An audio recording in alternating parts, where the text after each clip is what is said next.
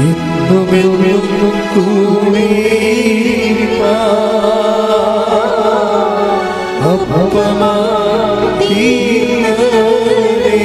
സന്തോഷത്തിന് പാടുക. ഇന്നുമെന്നും കൂടെ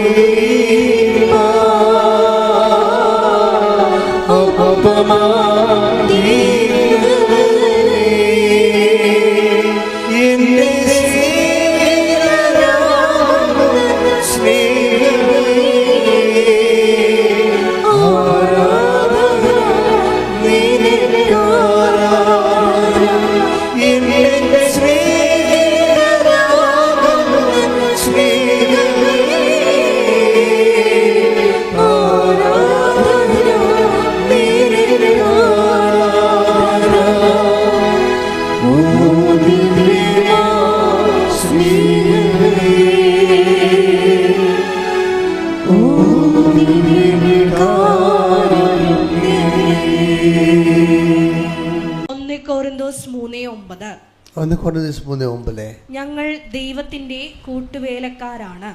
ഞങ്ങൾ ദൈവത്തിന്റെ കൂട്ടുവേലക്കാരാണ്. ഒന്നുകൂടി പറഞ്ഞേ. ഞങ്ങൾ ദൈവത്തിന്റെ കൂട്ടുവേലക്കാരാണ്. കൈ അടിച്ചോണ്ട് പറഞ്ഞേ. ഞങ്ങൾ ദൈവത്തിന്റെ കൂട്ടുവേലക്കാരാണ്. ഇതാണ് ഉടമ്പടി സംഭവിക്കുന്നത്. ഉടമ്പടി ഒരു സ്റ്റാറ്റസ് അതാണ്. ആരാണ്? നമ്മൾ ദൈവത്തിൻ്റെ കൂട്ടുവേലക്കാർ. അപ്പം നമ്മൾ ദൈവവും കൂടിയാണ് ഒരു പ്രോജക്റ്റ് ചെയ്യണത്. ഈ ഒരു ബോധം ഇപ്പം നിങ്ങൾ പത്രം കൊടുക്കാൻ പോകുമ്പോഴും നിങ്ങൾ ദൈവത്തിൻ്റെ വിഷയത്തിൽ കൂട്ടുവേലക്കാരാണ്. നിങ്ങൾ ഇൻ്റർവ്യൂവിന് പോകുമ്പോൾ ദൈവം നിങ്ങളുടെ വിഷയത്തിൽ കൂട്ടുവേലക്കാരാണ്. അതാണ് വിഷയം. അങ്ങോട്ടും ഇങ്ങോട്ടുമാണ് ചോദിക്കുന്നത്. നമ്മൾ പത്രം കൊടുക്കാൻ പോകുമ്പോൾ ദൈവം നമ്മുടെ വിഷയത്തിൽ കൂട്ടുവേലക്കാരനാണ്. നമ്മൾ ഇൻ്റർവ്യൂവിന് പോകുമ്പോൾ അത് നമ്മുടെ കാര്യമാണ്, ദൈവം നമുക്ക് കൂട്ടുവേലക്കാരനാകും. ഇത്രയും നാൾ മനസ്സിലാക്കിയിരുന്നതിൽ നിന്ന് നമുക്ക് ഒരു അനുഗ്രഹവും ഉടമ്പടിയുടെ പുറത്തില്ല. അത്രയും പെർഫെക്റ്റാണ് ഉടമ്പടി. കഴിഞ്ഞ ദിവസങ്ങളിലേ എലിസബത്ത് ജീനയ്ക്ക് കുറേ സാക്ഷ്യങ്ങളുണ്ട്. അതിലൊരു സാക്ഷ്യം എന്ന് പറയുന്നത് അവളുടെ രോഗങ്ങളൊക്കെ മാറിയത് സാക്ഷ്യങ്ങളാണ്, നല്ല സാക്ഷ്യങ്ങളാണ്. ഉടമ്പടിയുടെ നേർച്ച വസ്തുക്കൾ ഉപയോഗിച്ച് ഗുരുതരമായ രോഗങ്ങളിൽ നിന്നൊക്കെ മാറിയതാണ്. ഞാനിവിടെ പറയാൻ ഉദ്ദേശിക്കുന്നത് അതല്ല. അവൾ ആ രോഗങ്ങളിൽ നിന്നെല്ലാം മാറി. അപ്പോൾ അവളുടെ ലൈഫ് ആദ്യം പ്രതിരോധമാണല്ലേ, പ്രതിരോധം. അതിനെല്ലാം അതിജീവിച്ചു വന്നപ്പോൾ പിന്നീട് എന്താണ്, എല്ലാം അതിജീവിച്ചു. പിന്നെ ജീവിതമാർഗ്ഗമില്ല. ആദ്യം നിക്കക്കളിയില്ലായിരുന്നു, രോഗിയായിരുന്നു. അതിനെ ഉടമ്പടിയിലൂടെ അതിജീവിച്ചു. അത് കഴിഞ്ഞപ്പോൾ പിന്നെ എന്താ, ജീവിതമാർഗമില്ല. ഈ ജീവിതമാർഗത്തിനും കർത്താവിൻ്റെ കയ്യിൽ എങ്ങനെയാണ് ദൈവം നമ്മളെ രക്ഷിക്കണമെന്ന് അജ്ഞാതമായ മാർഗങ്ങളാണ്. ഈ അജ്ഞാതമായ മാർഗങ്ങളിലൂടെ, ഈ വഴിയിലൂടെ ഇതിനു മുമ്പേ നീ പോയിട്ടില്ലെന്ന് പറയുന്നതും അജ്ഞാതമായ മാർഗങ്ങളിലൂടെ ദൈവം നമ്മളെ രക്ഷിക്കുക. വെച്ചാൽ നമ്മൾക്ക് അറിയാവുന്ന, ഇപ്പം എന്താണ് എലിസബത്ത് ജീനയുടെ വിഷയം എന്താ? എലിസബത്ത് ജീന ഇങ്ങനെ കൃപാസനം ധ്യാനം കൂടിക്കൊണ്ടിരിക്കുമ്പോൾ അച്ഛൻ ധ്യാനത്തിലൂടെ പറയുകയാണ്, നിങ്ങളുടെ ഏജൻസിയുടെ നമ്പർ കെ ആണെന്ന്. കെയിൽ തുടങ്ങുമെന്ന്. കെയിലാണ് നിങ്ങളുടെ ഏജൻസിയുടെ നമ്പർ തുടങ്ങണത്. അതുകൊണ്ട് നിങ്ങൾക്ക് പ്രൊസീഡ് ചെയ്യാമെന്ന് ഞാൻ ധ്യാനത്തിലൂടെ പറയുകയാണ്. അങ്ങനെ കുറേ മെസ്സേജ് വരുവേ. നമ്മൾ ശ്രദ്ധിച്ചുകൊണ്ടിരിക്കുന്ന സമയത്ത് കുറേ മെസ്സേജ് വരും. അപ്പോൾ പറയാനുള്ളതാണെങ്കിൽ ഞാൻ പറയും. എനിക്കുള്ള മെസ്സേജ് ആണെങ്കിൽ ഞാൻ റിസർവ് ചെയ്യും. അപ്പോൾ നിങ്ങളോട് പറയാനുള്ള മെസ്സേജ് ആണെങ്കിൽ ഞാൻ പറയും. അപ്പോൾ എന്താ വിഷയം എന്ന് വെച്ചാൽ നിങ്ങൾ ഓർക്കും, നിങ്ങൾ ഉടനെ ചിന്തിക്കണം എങ്ങനെയാണെന്ന് അറിയാമോ?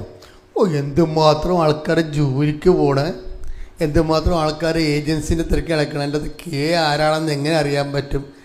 ഇത് ചുമ്മാ ഇങ്ങനെ ഈ ഇരണ്ടയ്ക്ക് വെടിവെക്കണ പോലെയാണെന്ന് പറയും. എന്നുവെച്ചാൽ ഇരണ്ടയ്ക്ക് വെടിവെക്കുക എന്ന് വെച്ചാൽ ഇരണ്ടയിൽ ഇങ്ങനെ അരിമ്പ് കോരിയിട്ടല്ലേ വെടിവെക്കുന്നത്. പുട്ടൊടി വെക്കുന്നത്, എന്നിട്ട് കൊള്ളണ അങ്ങനെയല്ല. കർത്താവിൻ്റെ ദർശനങ്ങളെന്ന് പറയണത് എപ്പോഴും നമ്മൾ ശ്രദ്ധിക്കണം.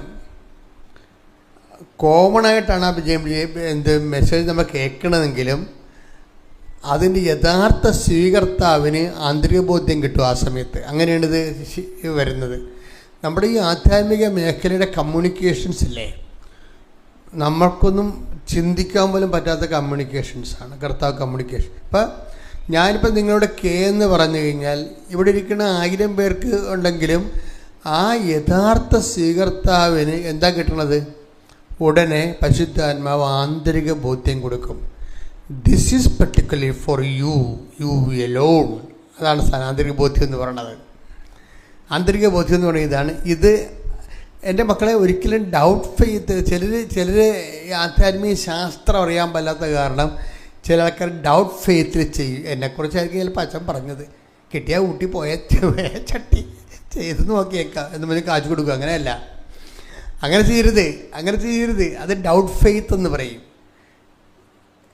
ഡൗട്ട് ഫെയ്ത്ത് അതായത് ഇത് അച്ഛൻ എന്നെക്കുറിച്ചായിരിക്കും പറഞ്ഞത്, ദൈവമേ അങ്ങനെ എന്നെക്കുറിച്ച് തന്നെ ആയിരിക്കണേ, നാട്ടുകാരെക്കുറിച്ചൊന്നും ആയിരിക്കല്ലേ എന്നൊക്കെ പറഞ്ഞുകൊണ്ട് ഈ ഡൗട്ട് ഫെയ്ത്തിൽ നമ്മൾ ചെയ്യും. അത് ബൈബിൾ ഇതിനെ വിലക്കുന്നുണ്ട്, ബാൻ ചെയ്യും ഡൗട്ട് ഫെയ്ത്തിനെ. അത് വളരെ ശ്രദ്ധിക്കണം. നമ്മൾ എന്തിനാണ് ബൈബിൾ പഠിക്കണത്? ദൈവത്തിൻ്റെ വഴികളെ മനസ്സിലാക്കാൻ വേണ്ടിയാണ്, അല്ലാതെ ചരിത്രം പഠിക്കുകയല്ല. How to deal with God, how to receive the message, even the tiny message എങ്ങനെ റിസീവ് ചെയ്യണത്. എൻ്റെ മക്കളൊന്ന് പ്രാർത്ഥിച്ചേ. കർത്താവ് നെഞ്ചത്ത് വെച്ച് പ്രാർത്ഥിക്കും. കർത്താവായ ദൈവമേ, ഞാൻ ഉടമ്പടി എടുത്തിട്ട് കുറേ നാളായി ജീവിക്കുന്ന,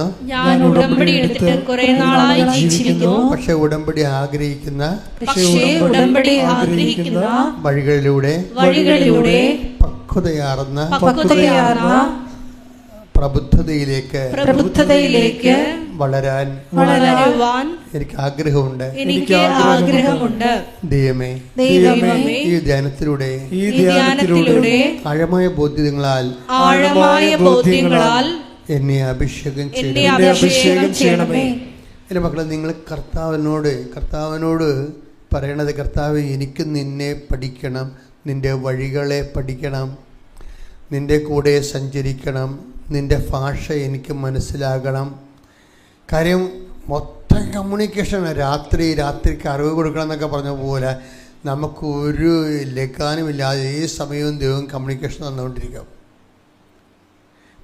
അപ്പോൾ എപ്പോഴും കമ്മ്യൂണിക്കേഷൻ വരുമ്പോൾ ശ്രദ്ധിക്കേണ്ടത്, ഈ 1000 പേരിവിടെ ഇരിക്കുന്നുണ്ടെങ്കിലും ആ മെസ്സേജ് ഒരു വ്യക്തിയാണ് കർത്താവ് ഉദ്ദേശിക്കുന്നത്, അല്ലെങ്കിൽ ഒരു 3 വ്യക്തിയാണ് ഉദ്ദേശിക്കുന്നത് വിചാരിച്ചോ. ചിലപ്പോൾ 7 വ്യക്തികളെ വരെ ഉദ്ദേശിച്ച് കൃപാസനത്തിൽ സംഭവിച്ചിട്ടുണ്ട്. 7 ഒരു മെസ്സേജാണ്. ഒരു ഗോൾഡൻ 7 എന്ന് പറഞ്ഞൊരു മെസ്സേജ് വന്നില്ലായിരുന്നു. എത്ര പേരാണ് സാക്ഷ്യം പറഞ്ഞത് ഗോൾഡൻ 7-ൻ്റെ? അപ്പോൾ അതെല്ലാവർക്കും, ആ 7 പേർക്കും ആ സെയിം മെസ്സേജാണ് കിട്ടിയിരിക്കുന്നത്. അതെല്ലാം അന്ന് തന്നെ ആ ആഴ്ച തന്നെ ആ ഡെസ്പാച്ചായി പോവുക. ബ്ലെസ്സിങ് അത്രയും പവർഫുള്ളാണ് അത് സംഭവം. അപ്പോൾ എന്താ എൻ്റെ മക്കൾ ചെയ്യേണ്ടതെന്ന് വെച്ചാൽ, നിങ്ങൾ ഇതിൻ്റെ ഒരു പ്രോസസ്സിലൂടെ കടന്നു പോകാൻ നോക്കണം. പ്രോസസ്സ് എന്ന് പറയുമ്പോൾ ഉടമ്പടി എന്താണ് ബേസിക്കായിട്ട് ഉടമ്പടി എന്ന് പറയുന്നത് വാഗ്ദാനം പ്രാപിക്കുന്നതാണ്, അല്ലേ? അതാണ് വാക്കിൻ്റെ ഉള്ളിൽ ദൈവം ദാനം വെച്ചിട്ടുണ്ട്. എൻ്റെ ജീവിതത്തിൻ്റെ പർട്ടിക്കുലറായിട്ടുള്ള ദാനം എൻ്റെ ഉടമ്പടിയിലൂടെ ഞാൻ റിലീസ് ചെയ്തിരിക്കുന്നതാണ് ഈ ഉടമ്പടി ജീവിതം എന്ന് പറയണത്. അപ്പോൾ ഈ വാഗ്ദാനം പ്രാപിക്കാൻ വേണ്ടി നമുക്ക് വേണമെങ്കിൽ ഓളോടെ സഡൻ വാഗ്ദാനം പ്രാപിക്കാൻ പറ്റും. ഇപ്പം നിങ്ങൾക്ക് ചില ആൾക്കാർക്ക് 8ാം ക്ലാസ് കഴിഞ്ഞാൽ പിന്നെ കുറേ നാളെ പഠിത്തം നിർത്തിക്കഴിഞ്ഞാൽ ഗവൺമെൻറ് പറയുമല്ല 10ാം ക്ലാസ്സിൽ പോയി ഇരിക്കാമെന്ന് പറഞ്ഞില്ലേ. 8ാം ക്ലാസ് വെച്ച് പഠിത്തം നിർത്തിയതാ. പിന്നെ കെട്ടണ കാലത്ത് ചെന്നപ്പോൾ എല്ലാവരും ചോദിക്കണത് വിദ്യാഭ്യാസമാണോ? അയ്യോ 10ാം ക്ലാസ് പോലും പാസ്സായില്ലേ. അപ്പോൾ അവർക്ക് അപ്പോഴാണ് തോന്നുന്നത് എന്നാൽ 10ാം ക്ലാസ് പഠിക്കാമെന്ന്.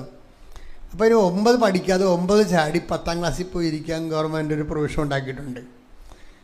അവൻ്റെ PDC കഴിഞ്ഞാൽ പിന്നെ MAക്ക് പഠിക്കാൻ വേണ്ടി ഗവൺമെൻറ്റിന് പ്രൊവിഷൻ ഉണ്ടാക്കിയിട്ടുണ്ട്. അത് ഒരു പ്രായം കഴിയണം, കഴിഞ്ഞാൽ നമുക്ക് MA എഴുതിയെടുക്കാൻ പറ്റും. പക്ഷേ MA എഴുതിയെടുക്കുമ്പോൾ നമ്മൾ ശ്രദ്ധിക്കേണ്ട ശ്രദ്ധിക്കേണ്ട വിഷയം എന്ന് പറയുന്നത് ഈ 10ാം ക്ലാസ്സുകാരൻ അല്ലെങ്കിൽ MAക്കാരൻ അറിഞ്ഞിരിക്കേണ്ട, കടന്നു പോകേണ്ട ഒരു എഡ്യൂക്കേഷൻ ഒരു ഫോർമേഷനുണ്ട്.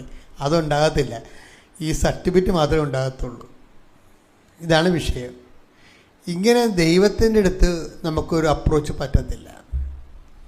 ഉടമ്പടിയിലൂടെ ആദ്യകാലങ്ങളിലൊക്കെ നമുക്ക് കിട്ടുന്ന അനുഗ്രഹം പിന്നെ കാതലായ ദൈവ-മനുഷ്യബന്ധമായിട്ട് ഇതിനെ കൺവേർട്ട് ചെയ്യണം.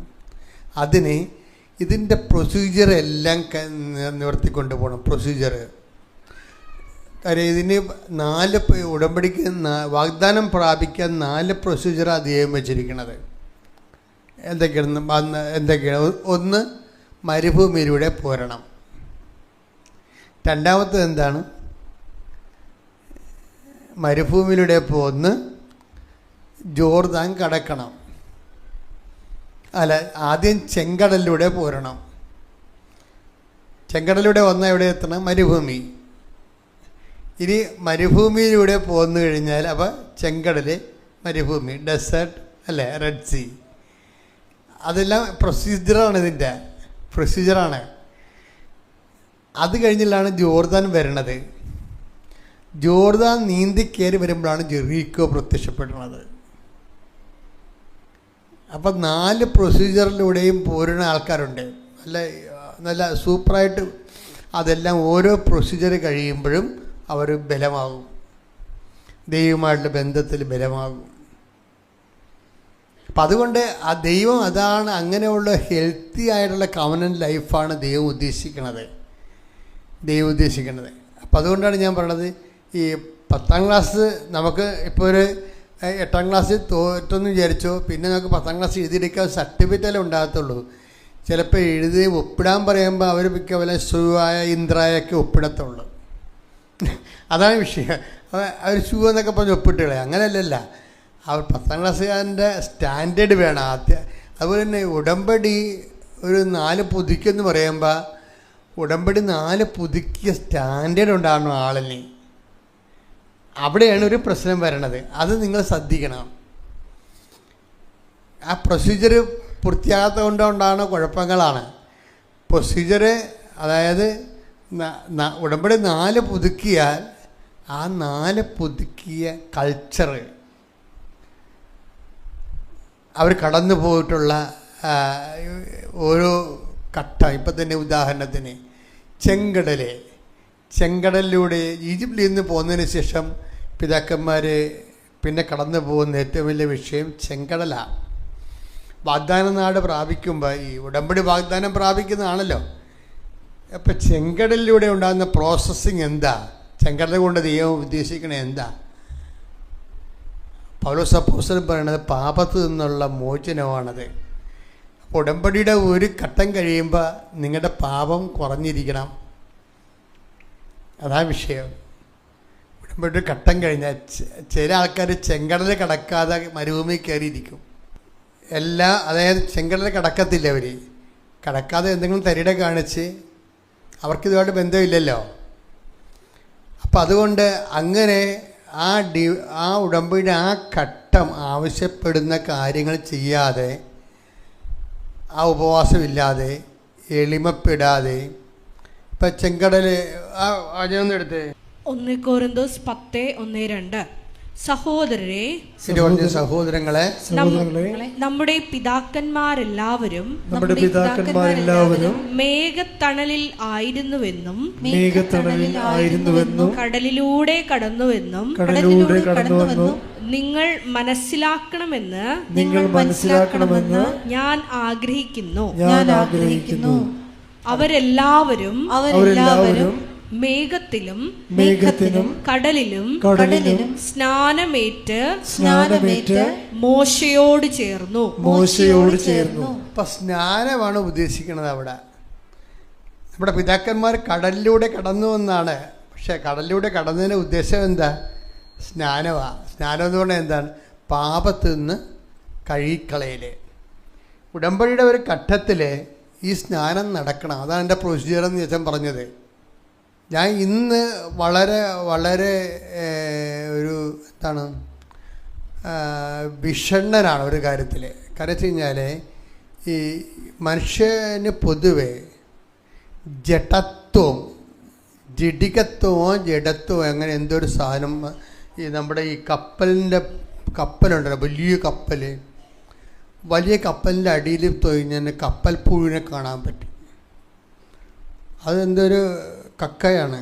അത് വന്ന് കപ്പലിൻ്റെ അടിയിൽ ഇരുന്നിട്ട് അത് വലുതായി പിന്നെ അത് നിറച്ചിങ്ങനെ പുറ്റുപോലെ പിടിച്ച് കപ്പലിന് ദൂരം ഉണ്ടാക്കും. അതുപോലെ ഈ ആധ്യാത്മിക മേഖലയിൽ സ്ഥിരം വ്യാപരിക്കുന്ന ആൾക്കാരെ ഒക്കെ ഇതുപോലെ കപ്പൽ പുഴുവിൻ്റെ അസുഖങ്ങളുണ്ട്. അതെന്ന് വെച്ച് കഴിഞ്ഞാൽ നിങ്ങളിപ്പോൾ തന്നെ സ്ഥിരമായിട്ട് ഉടമ്പടി പുതുക്കാൻ തുടങ്ങിയാൽ നിങ്ങൾക്കും ആ വിഷയത്തിൽ ശ്രദ്ധിച്ചില്ലെങ്കിൽ ഉണ്ടാവും. നിങ്ങളിത് ടേക്ക് ഫോർ ഗ്രാൻഡഡ് എടുക്കും.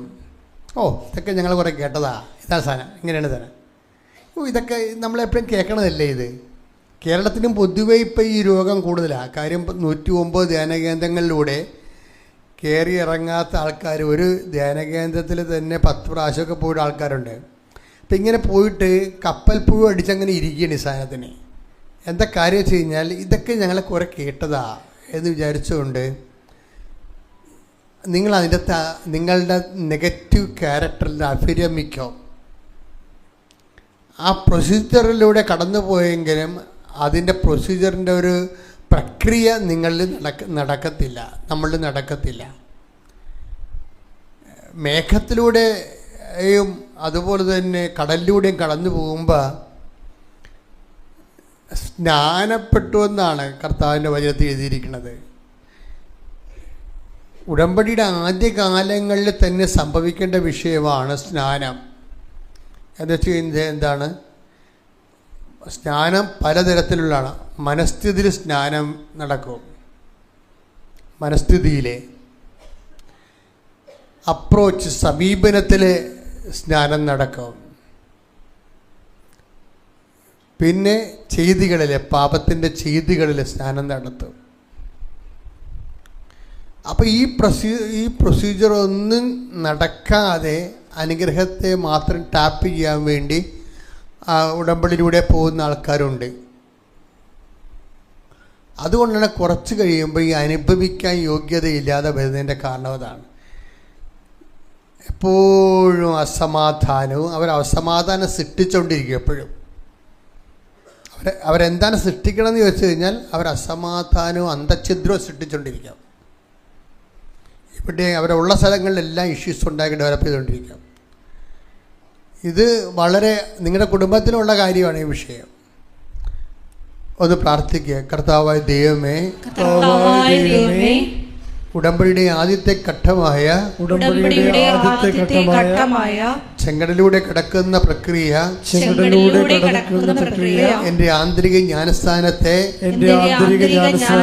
സൂചിപ്പിക്കുകയും അതിനപേക്ഷണീയമായി ശുദ്ധജീവിതം നയിക്കുവാൻ എന്നെ സഹായിക്കുകയും ചെയ്യണമേ. ശ്രുതിക്കട്ടെ. ഹല്ലേലൂയ, ഹല്ലേലൂയ, ഹല്ലേലൂയ, യേശുവേ നന്ദി, ഹല്ലേലൂയ, ഹല്ലേലൂയ. മക്കളെ, കർത്താവിൻ്റെ വചനങ്ങൾ കേൾക്കുമ്പോൾ നിങ്ങൾ എളിമയോടെ സ്വീകരിക്കുകയും കർത്താവിൻ്റെ വചനങ്ങളിലൂടെ ദൈവികമായ സത്യങ്ങളെ വെളിപ്പെടുത്തി നിങ്ങൾക്ക് ആത്മീയാഹാരം കർത്താവ് ഒരുക്കുന്നതിന് ഓർത്ത് നന്ദി പറയുകയും സന്തോഷത്തോടെ അത് സ്വീകരിക്കുകയും ചെയ്യണം. അങ്ങനെ സന്തോഷത്തോടെയാണത് സ്വീകരിക്കണതെങ്കിൽ കുറച്ച് കഴിയുമ്പോൾ കർത്താവ് പിന്നെയും നമ്മളെ പരിപാലിച്ചുകൊണ്ടും പരിശീലിപ്പിച്ചുകൊണ്ടും ഇരിക്കും. പക്ഷെ ഒരു കാര്യം വ്യക്തമാണ്, നമ്മൾ പോകുന്നിടത്ത് ഈ വാഗ്ദാനം കർത്താവ് കൃത്യമായി പാലിച്ചുകൊണ്ട് നമ്മൾ പോകുന്നിടത്തെല്ലാം ദൈവത്തിൻ്റെ അടയാളം കാണിക്കാൻ പറ്റും. നമ്മൾ ദൈവത്തിൻ്റെ കൂടെയാണ്. കഴിഞ്ഞ കഴിഞ്ഞ ദിവസങ്ങളിൽ ആനിയമ്മ ഫ്രാൻസിസ് എന്നും പറഞ്ഞൊരു സാക്ഷ്യം പറഞ്ഞായിരുന്നു. ആനിയമ്മ ഫ്രാൻസിസ് ഭരണങ്ങാനത്തുള്ളതാണ്. ഇപ്പോൾ ഒരു ഷാർജയിൽ ബിസിനസ് നടത്തുകയാണ്. അപ്പോഴവർ ഷാർജയിൽ 28 കൊല്ലമായിട്ട് ബിസിനസ് നടത്തുന്നത്. പക്ഷേ അത്രയും 28 കൊല്ലമായിട്ട് വലിയ മില്യനെയർ ബിസിനസ്സാണ് നടത്തുന്നത്. പക്ഷെ അവർ വളരെ കൂളായിട്ടാണ് അവതരിപ്പിക്കുന്നത്. ഒരു മുറുക്കാ കച്ചവടം നടത്തണ പോലെയാണ് പറയണത്. അവർ ഒരു പെട്ടിക്ക നടത്തണ പോലെയാണ് പറയണത്. ആ വിഷയം അതായത് ഞാൻ ആ സാക്ഷ്യം കേട്ടപ്പോൾ എനിക്ക് അവർ പറയണത്, ഞാൻ എവിടെ പോയാലും എൻ്റെ കൂടെ അമ്മയുണ്ടാവും. അപ്പോൾ നമ്മൾക്ക് അവരുടെ പെറ്റമ്മയാണ് വരണമെന്നാണ്. പക്ഷെ അങ്ങനെയല്ല. മാതാവിനെക്കുറിച്ച് അവരെ അത്രയും ഇൻറ്റിമസിയോടെ സംസാരിക്കണത്. പിന്നെ അവർ പറഞ്ഞ കുറച്ച് കാര്യങ്ങൾ എനിക്കത് കൂടുതൽ ഇഷ്ടപ്പെട്ടായിരുന്നു. കാര്യം ഈ ബിസിനസ്സുകാർക്ക് എപ്പോഴും ഭയങ്കര പാടാണല്ലോ. ആധ്യാത്മിക ജീവിതം ഭയങ്കര പാടാണ്. അല്ലെങ്കിൽ അതിനെ കൃപ വാങ്ങിക്കണം. പക്ഷെ പല ബിസിനസ്സുകാർക്കും കൃപ ചോദിച്ചാൽ കിട്ടത്തില്ല.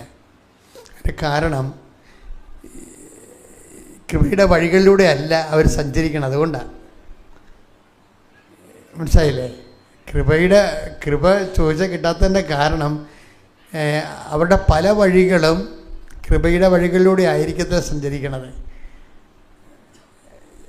ആനിയമ്മയുടെ സാക്ഷ്യം വ്യത്യസ്തമാകുന്നതിൻ്റെ കാരണം ഇവർ പറയണത്, ഇവർക്ക് ഷാർജയിൽ ഒരു ഈ ബെയർ ഹൗസ് ഉണ്ടാക്കി വിൽക്കുന്നതോ വാടക കൊടുക്കുന്നതാണ് ജോലി. ബെയർ ഹൗസ് എന്ന് പറയുമ്പോൾ ഈ വലിയ ഹോളില്ലേ, അതുണ്ടാക്കി കൊടുക്കും. അല്ലെങ്കിൽ മറ്റുള്ളവരുടെ സാധനം അതിൻ്റെ അകത്ത് വാടകയ്ക്ക് സൂക്ഷിച്ച് വെക്കും. നല്ല ബിസിനസ്സാണ്. വലിയ തലവേദനയില്ലാത്തൊരു ബിസിനസ്സാണ്. തലവേദന ഇല്ലയെന്ന് ചോദിച്ചു കഴിഞ്ഞാൽ കോമ്പറ്റീഷനുണ്ട്. ഭയങ്കര ഷാർജയിലൊക്കെ ഞാനവിടെ ഈ സെമിക്കൽ റിസർച്ച് ധ്യാനിപ്പിക്കാൻ പോയിട്ടുള്ളതാണ്. അപ്പോൾ അവിടെയുള്ള വിഷയത്തിൽ കോമ്പറ്റീഷനുണ്ട്. കോമ്പറ്റീഷൻ എല്ലാ മേഖലയിലും ഉണ്ടല്ലോ. എല്ലാ മേഖലയിലും കോമ്പറ്റീഷൻ ഉണ്ടാവും. ഈ കോമ്പറ്റീഷൻസ് ഉണ്ടെങ്കിലും നമ്മൾ ബൈബിള് ചില വാഗ്ദാനങ്ങൾ നമുക്ക് തന്നിട്ടുണ്ട്. ബിസിനസ് ഉണ്ടാവും, കോമ്പറ്റീഷൻ ഉണ്ടാവും. അത് നമ്മുടെ ഈ ബിസിനസ്സിൽ മാത്രമല്ലല്ലോ, വിദ്യാഭ്യാസത്തിൽ കോമ്പറ്റീഷൻ ഇല്ലേ? നമ്മൾ ചെല്ലുമ്പോൾ എന്തുകൊണ്ടാണ് നമുക്ക് അഡ്മിഷൻ കിട്ടാതിരിക്കുന്നതിൻ്റെ കാരണം എന്താ? ഒന്നെങ്കിൽ നമ്മളെക്കാൾ മാർക്കുള്ളവർ വേറെ ആൾക്കാരുണ്ടാവും, അല്ലെങ്കിൽ നമ്മളെക്കാൾ റെക്കമെൻഡേഷൻ ചെയ്യാനുള്ള കഴിവുള്ളവരുണ്ടാവും, ആരെങ്കിലും ഉണ്ടാവും. അപ്പം ആ ഒരു സംഭവങ്ങൾ ഉള്ളത് കൊണ്ടാണ് ദൈവത്തിന് സഞ്ചരിക്കാൻ വേണ്ടി ഒരു സിംഗിൾ പാത ദൈവം ഓപ്പറേറ്റ് ചെയ്തിട്ടുണ്ട്. അതേതാണ്? Not by merit but by grace. അതാണ് ഈ ഉടമ്പടി വരണതിൻ്റെ കാരണം. കോമ്പറ്റീഷനൊക്കെ ഉണ്ടാകും. പക്ഷെ കോമ്പറ്റീഷൻ ഈ ലോകത്ത് എല്ലാ മേഖലകളിലും ഉള്ളതുപോലെ തന്നെ ഉണ്ടാകും. പക്ഷെ ദൈവം തൻ്റെ സന്തതികൾക്ക് ഈസി എൻട്രി ആയിട്ട് ദൈവത്തിൻ്റെതായിട്ടൊരു വഴികളുണ്ടാകും. ഗോഡ്സ് ഓൺ വേ, ദൈവ വഴികളുണ്ടാവും. ഞാനെപ്പോഴും നിങ്ങൾക്ക് ഉപദേശിച്ച് തരണമെന്ന് വെച്ചാൽ ദൈവ വഴികളിൽ അഭിരമിക്കാനുള്ള യോഗ്യതയാണ് എപ്പോഴും. കാരണം ചില ആൾക്കാർ അത്യാവശ്യം ദൈവ വഴികളിൽ വന്നിട്ട് കാര്യം കണ്ടിച്ച് പിന്നെ അവരുടെ ലോക വഴികളിലേക്ക് അവർ പോകും. അത് കുറച്ച് നാൾ വർക്കൗട്ട് ചെയ്യത്തില്ല. അതുകൊണ്ട് പരമാവധി ജീവിതം ട്യൂൺ ചെയ്യണ ദൈവ വഴികളിലൂടെ ആകാൻ, അല്ല കുറച്ച് കാപട്യവും കുറച്ച് കള്ളത്തരവും കുറച്ച് സത്യവും, അങ്ങനെ നമുക്ക് ദൈവവുമായിട്ട് മുന്നോട്ട് പോകാൻ പറ്റും. നിങ്ങളുടെ അപ്പനുമായിട്ട് വേണേൽ അങ്ങനെ പോകാൻ പറ്റും. സ്വന്തം അപ്പൻ ഭാഗോടമ്പടിയൊക്കെ ബന്ധപ്പെട്ട് കഴിയുമ്പോൾ സ്വാഭാവികമായിട്ട് നിങ്ങൾക്ക് ഇപ്പോൾ ചില അപ്പന്മാർക്ക് വലിയ ഓർമ്മയുണ്ട്. നിങ്ങൾക്ക് പണ്ട് വസ്തു തന്നതായിരിക്കും ലോൺ എടുക്കാൻ വേണ്ടി വസ്തു തന്നാണെങ്കിലും അപ്പം ചിലപ്പോൾ അത് മറന്നു പോകും. ഭാഗോടമ്പടി അത് കൂട്ടാതെ ആയിരിക്കും തുല്യമായിട്ട് വീതിക്കണത്. നിങ്ങൾക്ക് പറയാം, അപ്പ എനിക്ക് തന്നതാണല്ല. നിങ്ങൾ പറയത്തില്ല. ഉടമ്പടി എടുത്താലും പറയത്തില്ല. അപ്പം കള്ളി എപ്പോഴും കള്ളി തന്നെയായിരിക്കും. അതാണ് എൻ്റെ വിഷയം. അതെപ്പോഴും നമ്മൾ ദൈവവുമായിട്ട് ഡീല് ചെയ്യുമ്പോൾ സൂക്ഷിക്കേണ്ട കാര്യങ്ങളാണത്. അത് സൂക്ഷിക്കാൻ പറ്റത്തില്ല. കാര്യം പരിശുദ്ധാത്മാവ് ഉണ്ടെങ്കിൽ മാത്രമേ പരിശുദ്ധാത്മാവ് പറയത്തുള്ളൂ. നിനക്ക് ലോൺ എടുക്കാൻ വേണ്ടി 16 കൊല്ലം മുമ്പ് അപ്പൻ ആ സ്ഥലം തന്നതല്ലേ 10 സെൻറ്റ്. പരിശുദ്ധ അത് സത്യമല്ലേ? അപ്പം നീ അതിപ്പോൾ അപ്പം പറയണ്ടേ? അല്ലെങ്കിൽ പിന്നെ അനിയന് കുറഞ്ഞു പോകത്തില്ലേ? അപ്പം നീ ഇപ്പം മിണ്ടാതിരുന്ന് കഴിഞ്ഞാൽ നീ എന്താ ചെയ്യണം? അനിയനെ ചതിക്കാണ് ചെയ്യണത്. എന്നാൽ ഉടമ്പടി 8 പുതുക്കിയിട്ടുമുണ്ട്. അതാണ് വിഷയം. ഇത് രണ്ടും 2 വഴികളാണ്. ഉടമ്പടി 8 പുതുക്കിയിട്ടുണ്ട്, പക്ഷേ അനിയനെ ചതിക്കുന്നതിന് യാതൊരുവിധ വ്യത്യാസവും ഇല്ല. അതാ ആ വഴി പോലെ നടക്കും. ആ വിഷയത്തിൽ ശങ്കരൻ തെങ്ങേ തന്നെ തമ്മിൽ കൂട്ടിക്കുഴക്കത്തില്ല. ദൈവ വഴികളെന്ന് പറയുന്നത് കറക്റ്റ് ദൈവ വഴികൾ മാത്രമാണ്. ഇപ്പം നോട്ട് ബൈ മെറിറ്റിൽ ഇത് വർക്ക് ചെയ്യുമെന്ന് ഞാൻ പറഞ്ഞാൽ അത് വർക്ക് ചെയ്യും. ഇപ്പം നേരത്തെ നമ്മൾ പറഞ്ഞ അവളുടെ പേരെന്ന കുഞ്ഞിൻ്റെ പേരെന്ന എലിസബത്ത് ജീന. എലിസബത്ത് ജീനയുടെ വചനം എന്താ? ആ കെ എന്ന് പറഞ്ഞപ്പോൾ ആ കെ അവൾക്ക് ആ ആഴ്ച തന്നെ ഏജൻസിന് കിട്ടി. കെയുടെ പ്രൊസീജിയർ ചെയ്ത് അവൾ ജർമ്മനിയിലാണ്. ഇപ്പോൾ സ്പീഡാണ്, ടക്കാണ് സ്പീഡാണ്. കർത്താവിൻ്റെ കയ്യിൽ എല്ലാ വിഷയത്തിൻ്റെ അകത്ത് നോട്ടുണ്ട്. പക്ഷേ പ്രോബ്ലം വെച്ച് കഴിഞ്ഞാൽ എലിസബത്ത് ജീനയ്ക്ക് കൊടുത്തിരിക്കുന്ന മെസ്സേജ് കെ ആണ് നീ സെലക്ട് ചെയ്യേണ്ട ഏജൻസിയുടെ ഫസ്റ്റ് നമ്പറെ. അത് പറയുമ്പോഴേ ഇവൾക്ക് കേൾക്കുമ്പോൾ അവൾക്ക് ആന്തരിക ബോധ്യം ഉണ്ടാവും.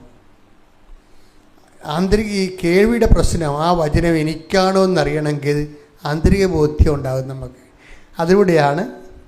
അതിലൂടെയാണ് നമ്മൾക്കാണ് ആ വചനം നമ്മളെയാണ് ടാർഗറ്റ് ചെയ്യണത്, അഡ്രസ്സ് ചെയ്തിരിക്കണമെന്ന് കേൾവിക്കാർക്ക് ആന്തരിക ബോധ്യം ഉണ്ടാവും. അതുകൊണ്ടാണ് നമ്മളെപ്പോഴും ഇപ്പം നിങ്ങൾ ഈ വചനം വായിക്കല്ലേ ഉള്ളൂ.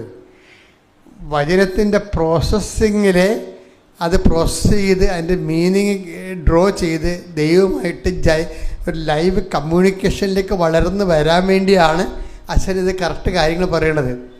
അത് എന്താ വിഷയം വെച്ച് കഴിഞ്ഞാൽ ഇപ്പം കെ വന്നു കഴിഞ്ഞാൽ ഇപ്പം ഡൗട്ട് ഫെയ്ത്ത് ആണെങ്കിൽ വചനം എന്ന് പറയും ഡൗട്ട് ഫെയ്ത്തിൽ നിങ്ങളൊന്നും ചെയ്യരുതെന്ന് പറയും. അതറിയണമെങ്കിലേ ആ വചനം ഒന്നും എടുത്തേ. ഡൗട്ട് ഫെയ്ത്ത് റോമ എടുത്തേ. റോമ 14:23. സംശയത്തോടെ ഭക്ഷിക്കുന്നവൻ ശിക്ഷിക്കപ്പെടും. എന്തെന്നാൽ വിശ്വാസമനുസരിച്ചല്ല അവൻ പ്രവർത്തിക്കുന്നത്.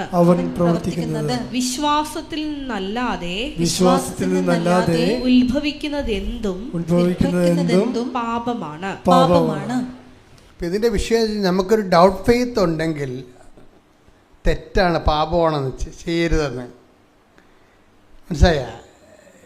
എനിക്കാണോ അല്ലയോ എനിക്കറിയത്തില്ല, പോയി നോക്കാം. എങ്ങാനും പഠിക്കൽ ബിരിയാണി കൊടുത്താലോ എന്നും പറഞ്ഞുകൊണ്ട് ഡൗട്ട് ഫെയ്ത്ത് ചെയ്യും. Doubt faith you should not do it. അപ്പോൾ അത് തെറ്റാണെന്നാണ് പറയണത്. ഇപ്പോൾ കേട്ടില്ലേ? സംശയത്തോടെയാണ് ചെയ്യണമെങ്കിൽ അത് തെറ്റാണ്. നമുക്കെങ്ങനെ ചെയ്യണമെന്ന് വെച്ച് കഴിഞ്ഞാൽ കേൾവിക്കാർക്ക് 2 തിമോത്തി 4:2 ശ്രുതികടെ ഹല്ലേലൂയ ഹല്ലേലൂയ ഹല്ലേലൂയ ഹല്ലേലൂയ യേശുവേ നന്ദി ഹല്ലേലൂയ ഹല്ലേലൂയ വചനം പ്രസംഗിക്കുക. സാഹചര്യങ്ങൾ അനുകൂലമാണെങ്കിലും അല്ലെങ്കിലും ജാഗരൂകതയോടെ വർത്തിക്കുക. മറ്റുള്ളവരിൽ ബോധ്യം ജനിപ്പിക്കുകയും അവരെ ശാസിക്കുകയും ഉദ്ബോധിപ്പിക്കുകയും ചെയ്യുക. ക്ഷമ കൈവിടാതിരിക്കുകയും പ്രബോധനത്തിൽ ശ്രദ്ധിക്കുകയും ചെയ്യുക. അപ്പോൾ ഈ ബോധ്യം ജനിപ്പിക്കുക എന്നുള്ളത് നമ്മൾ പ്രാർത്ഥിച്ച് വരും. നമ്മൾ ആത്മാർത്ഥമായിട്ട് പ്രാർത്ഥിച്ച് ആണ് വചനം വായിക്കണമെന്നുണ്ടെങ്കിലും വചനം കേൾക്കുന്നുണ്ടെങ്കിലും നമ്മൾക്ക് ആണ് ആ മെസ്സേജ് വരുന്നതെന്നുണ്ടെങ്കിൽ നമുക്ക് ബോധ്യം കിട്ടും. അതാണ് എൻ്റെ വിഷയം. നമ്മളെയാണ് ദൈവം ആ മെസ്സേജ് അഡ്രസ്സ്. ഇപ്പോൾ 10,000 പേര് ഇരുന്നാലും ചിലപ്പോൾ അതിൻ്റെ യഥാർത്ഥ ഉടമസ്ഥന് ഒരാളെ എൻ്റെ കൂട്ടത്തിലുണ്ടെങ്കിൽ അയാൾക്ക് മാത്രമാണ് ആ ബോധ്യം കൊടുക്കുന്നത്. ദൈവം ബോധ്യം കൊടുക്കണം. ഇത് കർത്താവ് എന്നെക്കുറിച്ചാണ് സംസാരിച്ചത്. പക്ഷെ അവിടെ ഡൗട്ട് എന്നെക്കുറിച്ചായിരിക്കുമോ? ചിലപ്പോൾ അല്ലായിരിക്കും. കുറേ കാര്യമുണ്ടായി, കുറേ ആൾക്കാരുണ്ടല്ലോ ഇവിടെ. അങ്ങനെ വരുമ്പോൾ പിന്നെ അത് നിങ്ങളെക്കുറിച്ചല്ല. കഴിഞ്ഞു, ആ സംഭവം കഴിഞ്ഞു. അങ്ങനെയാണ് ഈ വിഷയം നമ്മൾ ഡിസേൺ ചെയ്യണത്, എന്നിട്ട് വിവേചിക്കണത്. അങ്ങനെയാണ് വിവേചിക്കണത്. നിങ്ങൾക്കുള്ള മെസ്സേജാണെങ്കിൽ ഇടിവെട്ട് പോലെ ഒറ്റ ഷൂട്ട് നിങ്ങൾക്കപ്പം തന്നെ ബോധ്യപ്പെട്ടിരിക്കാം. അപ്പോൾ ഇതിൻ്റെ ഈ ഇന്ദ്രിയങ്ങൾ ഭയങ്കര സീരിയസ് ആണ്. നമ്മൾ വചനം കേൾക്കുന്നതിൽ ഇന്ദ്രിയങ്ങളിപ്പോൾ നിങ്ങൾക്ക് മറ്റുള്ളവർ ഒക്കെ നിങ്ങളെ പള്ളിയിലൊക്കെ പോകുമ്പോൾ നിങ്ങളെ പിടിച്ചു നിർത്തിയിട്ട് ഓരോരോ കാര്യങ്ങളൊക്കെ പറയത്തില്ലേ? ചിലപ്പോൾ ശരിയായിരിക്കും, ചിലപ്പോൾ തെറ്റായിരിക്കും. പക്ഷെ നിങ്ങൾക്ക് പ്രയോജനം ഉണ്ടാകുവാന്നറിയത്തില്ല. പ്രയോജനമില്ലാത്ത ഒരു കാര്യവും നിങ്ങൾ കേൾക്കരുതെന്നുള്ളതാണ്. ഇപ്പം നാത്തൂൻ്റെ ഏഷണി ആയാലും അമ്മാവൻ്റെ മകൾ ചാടിപ്പോയ കാര്യമായാലും നിങ്ങൾ ഈ വചനത്തിൻ്റെ ചെവികൾ വെച്ചിട്ട് ഈ സാധനങ്ങളൊന്നും കേൾക്കരുത്. നിങ്ങൾക്ക് പറ്റുന്നൊരു അബദ്ധം ഇതിനിങ്ങനെ ചെവി അയ്യോ എന്നിട്ടാന്നും പറഞ്ഞുകൊണ്ടിരിക്കും. അതാണ് പക്ഷേ കർത്താവിന് വേണ്ടി നിങ്ങൾ സമർപ്പിച്ചിട്ടുള്ള ചെവികൾ നിങ്ങൾ ലോകത്തിന് വേണ്ടി ഉപയോഗിക്കുന്നു എന്നുള്ളതാണ് ചിലർക്ക് വരുന്നൊരു അബദ്ധം. ഇത് വളരെ സീരിയസ് വിഷയമാണ്. കർത്താവിന് വേണ്ടി നമ്മൾ ഉപയോഗിക്കുന്ന നമ്മുടെ ചെവികൾ, നാക്ക്, അത് ലോകത്തിൻ്റെ കാര്യങ്ങൾക്ക് വേണ്ടി ഉപയോഗിക്കുമ്പോൾ ബേസിക്കായിട്ട് നിങ്ങൾ ആരായി? നിങ്ങൾ ലോകത്താനായി മാറി. സിമ്പിളല്ലേ? നിങ്ങൾ 10 വട്ടം ഉടമ്പടി എടുത്താലും 14ാമത്തെ വട്ടം ഒരു ഉടമ്പടിയും ഇല്ലാതെ ജീവിക്കുന്ന ഒരു പെരിച്ചാഴി വന്നു വെച്ച് നിങ്ങളോട് എന്തെങ്കിലും കാര്യങ്ങൾ പറഞ്ഞാൽ നിങ്ങൾ ചെവി കൊടുത്താൽ അവിടെ റാങ്കിലായി നിങ്ങളുടനെ ഓട്ടോമാറ്റിക്കലായിട്ട്. അതുകൊണ്ടാണ് ബൈബിൾ എപ്പോഴും പറയുന്നത് നിങ്ങൾ അവരെ വിട്ടുപോരൂ, അവരന്തരെ നയിക്കുന്ന അന്തരാണ് എന്നൊക്കെ ഈശോ പറയണില്ല. എന്താണ്? ഒരു വേർപാട് എപ്പോഴും വരുന്നുണ്ട് ഇതിൻ്റെ അകത്ത്. ഉടമ്പടിയിൽ ദൈവം ഉടമ്പായിരിക്കുന്ന ആൾക്കാർ ലൗകിക ദൈവത്തിന് പ്രാധാന്യം കൊടുക്കാതെ, വചനത്തിന് പ്രാധാന്യം കൊടുക്കാതെ ജീവിക്കുന്ന ആൾക്കാരുടെ ഉപജാപങ്ങളിൽ പങ്കെടുക്കരുത്. കാര്യം നിങ്ങൾക്കത് താല്പര്യമില്ല. ആ വർത്തമാനം കേട്ടാൽ അവരവരുടെ വഴിക്ക് പോയിക്കൊള്ളും. നിങ്ങൾക്ക് താല്പര്യം ഉണ്ടെന്ന് തോന്നണ കൊണ്ടാണ് അവർ നിങ്ങളോടത് പറയണത്. അവർക്ക് അത് മാത്രമേ പറയാനുള്ളൂ. അതാണ് വിഷയം. വേറെ ഒന്നും അവർക്ക് അറിയത്തില്ല. അങ്ങനെയുള്ള ആൾക്കാരുമായിട്ട് നമ്മൾക്ക് റിലേഷൻസ് വളരെ കാര്യമാത്രമായ റിലേഷൻസേ പറ്റത്തുള്ളൂ. എന്ന് വെച്ച് കഴിഞ്ഞാൽ അത്യാവശ്യം വേണ്ട കാര്യങ്ങൾക്ക് വേണ്ടി മാത്രം. അപ്പം അതുകൊണ്ട് ഒന്ന് പ്രാർത്ഥിച്ചേ. കർത്താവായ ദൈവമേ, അങ്ങയുടെ വചനങ്ങൾ കേൾക്കുന്നതിന് എൻ്റെ കാതുകളെ ഞാൻ സമർപ്പിക്കുന്നു. അങ്ങയുടെ വചനങ്ങൾ സ്വീകരിക്കുന്നതിന് പരിശുദ്ധ അമ്മയെ പോലെ അതനുസരിച്ച് ജീവിക്കുന്നതിന് എന്റെ സമർപ്പണത്തെ സഹായിക്കണമേ. അപ്പം നിങ്ങളെ ഇങ്ങനെയുള്ള കാര്യങ്ങൾക്കെല്ലാം ഉടമ്പടി വിഹിതമായിട്ട് ദൈവത്തിൻ്റെ പങ്കാളി കൂട്ടുവേലക്കാരായിട്ട് ജീവിക്കണമെന്ന് ദൈവം തോന്നുകയും ദൈവത്തിൻ്റെ കൂട്ടുവേലക്കാരെ കൊണ്ട് തന്നെ സാത്താൻ്റെ കൂട്ടുവേലക്കാരുമായിട്ട് നമ്മൾ വേറെ പിരിയുന്ന ഇല്ലേ? ദൈവത്തിൻ്റെ കൂട്ടുവേലക്കാരായത് കൊണ്ടാണ് നമ്മൾ ഇതുപോലെ സാത്താൻ്റെ കൂട്ടുവേലക്കാരുമായിട്ട് നമുക്കൊന്നും നഷ്ടപ്പെടാനില്ല. നിങ്ങളെ ചിലപ്പോൾ അവർ കടം മേടിച്ച കാശ് വീണ്ടും വന്ന് ചോദിക്കുന്നേ ഉള്ളൂ. അതുണ്ടെങ്കിൽ കൊടുക്കുക, അത്രേ ഉള്ളൂ. വേറെ പ്രശ്നം ഇങ്ങനെയുള്ള ആൾക്കാർ അത്രേ ചെയ്യത്തുള്ളൂ. അപ്പം ആരെയും പേടിക്കേണ്ട കാര്യങ്ങളൊന്നുമില്ല. മറിച്ച് നിങ്ങളെ ദൈവതിരുസന്നിധിയിൽ നമുക്ക് കിട്ടിയിരിക്കുന്ന ഏറ്റവും വലിയൊരു ദൈവദാനമാണ്. ഇത് വെച്ച് നമുക്ക് പിടിച്ച് ദൈവത്തിൽ നിന്ന് വളരണം. കർത്താവ് നമ്മുടെ കൂടെ എവിടെ ചെന്നാലും ഉണ്ടാവും. ഇപ്പോൾ ആനിയമ്മ പറഞ്ഞില്ലേ, ആനിയമ്മ ഫ്രാൻസിസ് പറഞ്ഞെന്താ? ആനിയമ്മ ഫ്രാൻസിസ് പറഞ്ഞത്, ഞാനിങ്ങനെ ലക്ഷങ്ങളുടെ ബിസിനസ്സൊക്കെ നടത്തുന്നെങ്കിൽ എനിക്ക് ആക്രാന്തമൊന്നുമില്ലെന്ന്. അത് ശരിയാണ്, കൂളാണ്. കൂടുതലുണ്ടാക്കണമെന്ന് ആക്രാന്തമൊന്നുമില്ല. പിന്നെ ഞാൻ ദൈവത്തിന് നിരക്കാത്തൊന്നും ചെയ്യത്തില്ല, ഇതുവരെ ചെയ്തിട്ടില്ല, ഇനി ചെയ്യത്തുമില്ല. അങ്ങനെയൊക്കെ ഒരു ബിസിനസ്സുകാർക്ക് പറയാൻ ഭയങ്കര കാര്യം. ബിസിനസ്സുകാർ പകുതി മുക്കാലും ദൈവത്തിന് നിരക്കാതെ ചെയ്യുന്ന പാർട്ടിയാണ്. അപ്പോൾ ഇവർ വന്നിച്ചും പറയണത്, ഞാൻ ദൈവത്തിന് നിരക്കാത്തത് ഇന്ന് വരെ ചെയ്തിട്ടില്ല, ബിസിനസ്സിൽ ചെയ്യത്തുമില്ല, അതിൽ കുറഞ്ഞ ലാഭം എനിക്ക് മതി. അത് നിലപാടാണ് ശരിക്കും. ഉടമ്പടിയും നിങ്ങൾക്ക് തോന്നണ്ട, ഉടമ്പടിയും ദൈവമായിട്ട് ജീവിതം എന്ന് പറയണത് എല്ലാ മേഖലകളിലും ഒരു നിലപാടാണ്. അപ്പോൾ ബിസിനസ്സിൽ വരുമ്പോൾ നിങ്ങളുടെ എല്ലാവിധ ആ പണ്ട് എങ്ങനെയാണ് പിശാചിൻ്റെ കൂടെ ജീവിച്ചിരുന്ന കാലത്ത് നിങ്ങൾ ചെയ്തത് അതുപോലെ ഇപ്പം ചെയ്യുകയും ദൈവത്തിനെ പോലും അനുഗ്രഹം തട്ടിച്ചു പിടിക്കാൻ വേണ്ടി നിങ്ങൾ അവിടെ നിന്നുകൊണ്ട് മോങ്ങുകയും പ്രാർത്ഥിക്കുകയൊക്കെ ചെയ്യുകയും ചെയ്യുമ്പോൾ ഇതൊന്നും വർക്കൗട്ട് ചെയ്യത്തില്ല. കാര്യം ബൈബിളിൻ്റെ ABCD അറിയാൻ പാലാത്തത് കൊണ്ട് സംഭവിക്കുന്ന കുഴപ്പമാണിത്. അതുകൊണ്ടാണ് കൃത്യമായിട്ട് ഇവർ പറയണത്, എനിക്ക് ഇന്ന് വരെ ഞാൻ ദൈവത്തിനെ മാറ്റി നിർത്തി ഒരു കച്ചവടം ചെയ്തിട്ടില്ല, ചെയ്യത്തുമില്ലെന്ന്. ഇപ്പം എന്നെ സംഭവിച്ചാൽ അങ്ങനെ ഇപ്പം നമുക്ക് ഒരു ബിസിനസ് ആകുമ്പോൾ നമ്മളെന്താ ബിസിനസ് ചെയ്യണം? ജീവിക്കാൻ വേണ്ടിയല്ലേ. അതിൻ്റെ മിനിമം ലാഭം ദൈവം, ഒരു വളഞ്ഞ വഴിയൊന്നും ഇല്ലെങ്കിലും ദൈവം ഉണ്ടാക്കി തരും. ഇപ്പോൾ ഇവരൊരു ഷാർജയിൽ സ്ഥലം മേടിക്കാൻ കഥ പറയുന്നുണ്ട്, നല്ല രസം കേൾക്കാൻ. അപ്പോൾ അവർക്ക് 150 സ്ക്വയർ ഫീറ്റ് സ്ഥലം വേണം. ഒരു സ്ക്വയർ ഫീറ്റിന് 115 ദിർഹം. അപ്പോൾ അവർ റിയൽ എസ്റ്റേറ്റുകാരോട് സ്ഥലം ബാർഗെയിൻ ചെയ്തപ്പോൾ ഇവർ എഴുതി കൊടുത്ത് ഒരു സ്ക്വയർ ഫീറ്റിന് 100 ദിർഹമാണെങ്കിൽ, ഇപ്പം 100 സ്ക്വയർ ഫീറ്റ് 100 ദിർഹം എന്ന് പറയുമ്പോൾ നമ്മുടെ 26 രൂപയാണ് ദിർഹം. അപ്പോൾ 100 എന്ന് പറയുമ്പോൾ 22,600 രൂപ സ്ക്വയർ ഫീറ്റിന്. അങ്ങനെ ഞാൻ എടുത്തോളാം എന്ന് പറഞ്ഞ് ഇവർ പറയുകയാണ്. അപ്പോൾ അത് പറഞ്ഞ് അവർ ചിരിച്ച് അത് കിട്ടത്തില്ലെന്ന് പറഞ്ഞ് 6 മാസം കഴിഞ്ഞപ്പോൾ, ഒരു 2 ആഴ്ച കഴിഞ്ഞപ്പോൾ ഇവർ വീണ്ടും ഇവരുടെ അടുത്ത് ചെന്ന്, അതൊരു എക്സ്പോയിലാണ് പോയത്, റിയൽ എസ്റ്റേറ്റുകാരുടെ എക്സ്പോയിൽ ചെന്ന്. എക്സ്പോയിൽ ചെന്നപ്പോൾ ഇവർ പറഞ്ഞ സ്പോട്ട് റിയൽ എസ്റ്റേറ്റുകാർ അവിടെ ഇരിപ്പുണ്ട്. ഒരു സ്ക്വയർ ഫീറ്റിന് 100 ദിർഹമാണെങ്കിൽ എടുക്കാമെന്ന് പറഞ്ഞത്.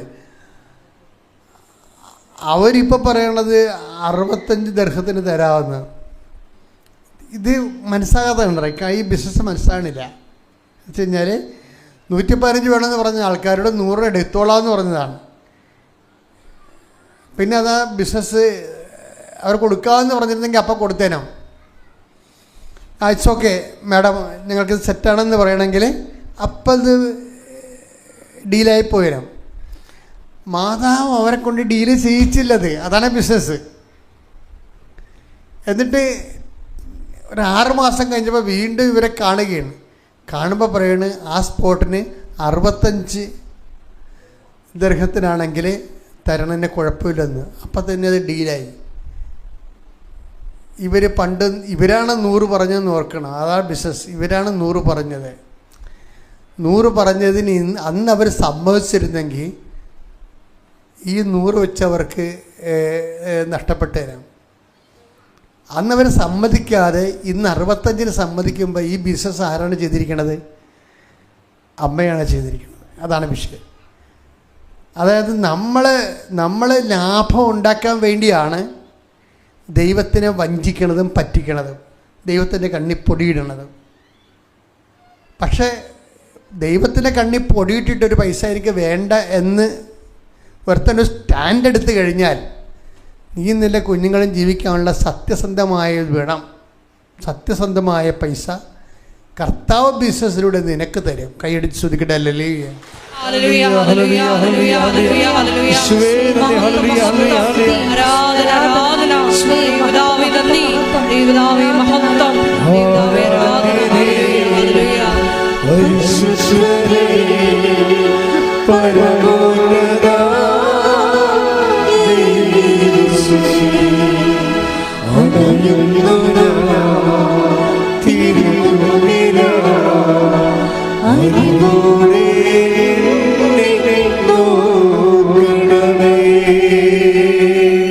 പരിശുദ്ധ പരമ ദിവ്യകാരുണ്യത്തിന് ആരാധനയും സ്തുതിയും പുകഴ്ചയും ഉണ്ടായിരിക്കട്ടെ.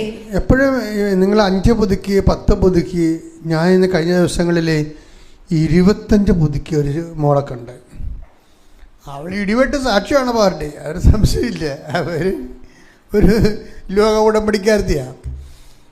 പക്ഷെ എന്നാലും ഞാൻ എപ്പോഴും ചിന്തിക്കണത്, ഈ പ്രോസസ്സിങ്ങിലൂടെ പോയില്ലെങ്കിൽ കുറച്ച് കഴിയുമ്പോൾ നമുക്ക് ഈ പറഞ്ഞ ഈ എണ്ണത്തിൻ്റെ ഒരു ഗുണമേന്മ, ഇത് ക്വാണ്ടിറ്റി അല്ലേ?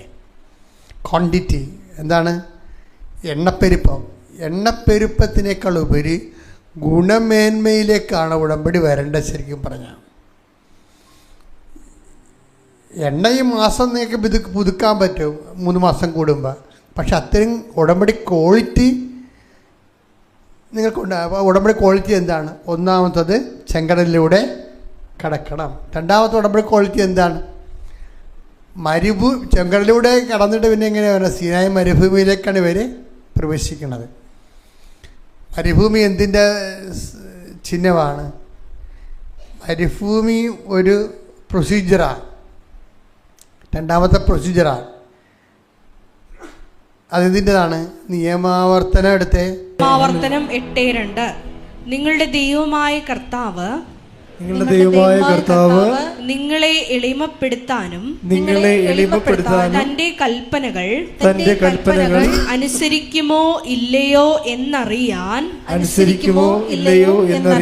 നിങ്ങളെ പരീക്ഷിച്ച് നിങ്ങളുടെ ഹൃദയ വിചാരങ്ങൾ മനസ്സിലാക്കാനും വേണ്ടി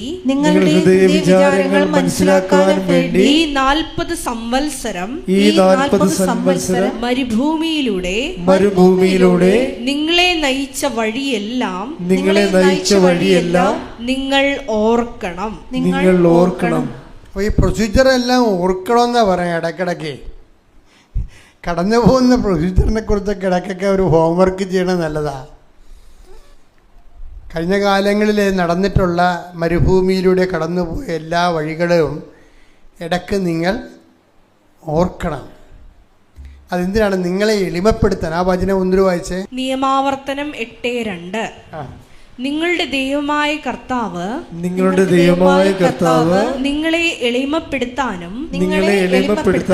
തന്റെ കൽപ്പനകൾ അനുസരിക്കുമോ ഇല്ലയോ എന്നറിയാൻ നിങ്ങളെ പരീക്ഷിച്ച് നിങ്ങളുടെ ഹൃദയ വിചാരങ്ങൾ മനസ്സിലാക്കാനും വേണ്ടി ഈ 40 സംവത്സരം മരുഭൂമിയിലൂടെ നിങ്ങളെ നയിച്ച വഴിയെല്ലാം നിങ്ങൾ ഓർക്കണം. എളിമപ്പെടുത്തുക എന്നുള്ളത് പ്രൊസീജിയറിൻ്റെ ഭാഗമാണ്. ഈ ഉടമ്പടിയിലൂടെ പോകുന്ന വ്യക്തി രണ്ടാമത്തെ പ്രൊസീജിയർ എന്ന് പറയുന്നത്, ആദ്യത്തെ പ്രൊസീജിയർ പാപത്തെ ഒഴിവാക്കുകയാണ്, രണ്ടാമത്തെ പ്രൊസീജിയർ എളിമപ്പെടുകയാണ്. ഈ മാതാവിൻ്റെ മാതൃക ഇവിടെ വെച്ചിരിക്കുന്നതിൻ്റെ ഒരു പ്രധാനപ്പെട്ട കാര്യം, നിങ്ങൾക്കിത് പറ്റുന്നില്ലെങ്കിൽ അമ്മയോട് നിങ്ങൾ ചോദിക്കണം. അമ്മ അവിടുന്ന് ദാസിയുടെ വിനീത അവസ്ഥ തെക്കൺ പാർത്തില്ലേ, എന്നെ വിനയപ്പെടുത്തണം, പ്രാർത്ഥിക്കണം. ഈ വിനയം ഇല്ലെന്നൊന്നുമില്ല, ദൈവത്തിൻ്റെ മുമ്പിലുള്ള ഒരുമാരപ്പെട്ട അഭിനയമാണ് നിങ്ങളുടെ വിനയം. പല ആൾക്കാരുടെയും യഥാർത്ഥ വിനയം ഞാൻ വളരെ അപൂർവ ആൾക്കാർക്ക് വിനയം കണ്ടിട്ടുള്ളൂ.